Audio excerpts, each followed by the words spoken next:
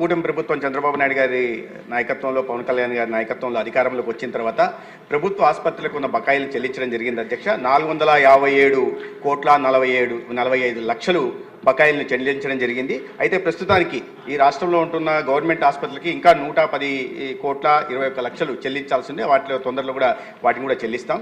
అదేవిధంగా గుంటూరు ప్రభుత్వ ఆసుపత్రికి సంబంధించి గౌరవ సభ్యులు అడిగారు పెండింగ్ బిల్లుల గురించి. పెండింగ్ బిల్లులు బకాయిలుగా ఉంటున్న 20,24 లక్షలను చెల్లించడం జరిగింది.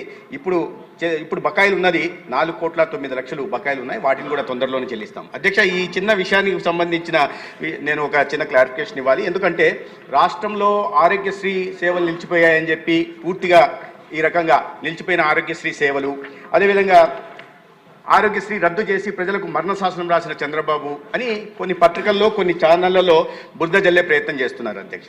ఆరోగ్యశ్రీ అనేది నిలిచిపోలేదు అధ్యక్ష.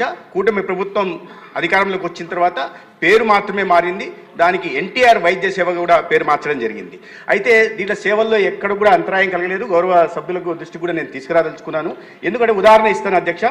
20 బెనిఫిషరీస్ 2023-24 అంటే గత ప్రభుత్వం అధికారంలో ఉన్న చివరి ఆర్థిక సంవత్సరంలో 12,53,065 మంది దీని ద్వారా లబ్ధి పొందితే, అదే ఎన్టీఆర్ వైద్య సేవ ద్వారా కూటమి ప్రభుత్వం అధికారంలోకి వచ్చిన తర్వాత గత ఆర్థిక సంవత్సరం 24-25లో అది కాస్త 13,42,673 పెరిగింది అధ్యక్ష. అంటే 90,000 మంది అదనంగా లబ్ధి పొందారు. రెండో విషయం ప్రీ ఆథరైజేషన్లు ఇచ్చిన మొత్తం 2023-24 ఆర్థిక సంవత్సరంలో 3,758 కోట్లు అయితే, అదే మా ప్రభుత్వం వచ్చిన తర్వాత అధికారంలోకి వచ్చిన తర్వాత అది కాస్త 4,079 కోట్లకు పెరిగింది. అంటే దాదాపు దీంట్లో కూడా 260 కోట్లు పెరిగింది అధ్యక్ష.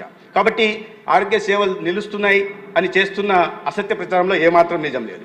రెండో విషయం, ఎందుకు ఈ పెరిగింది ప్రీ ఆథరైజేషన్ అడ్మిషన్ బెనిఫిషరీస్ ఏమో 6.88% పెరిగారు అధ్యక్ష. ప్రీ ఆథరైజేషన్స్ అంటే చెల్లించిన మొత్తం 7.88% పెరిగింది. దీంట్లో పెరగడానికి కారణం ఏంటంటే అధ్యక్ష, ఒక రోబస్ట్ మెకానిజం పెట్టడం, ఎన్ఫోర్స్మెంట్ చేయడం ద్వారా పెరిగింది అధ్యక్ష.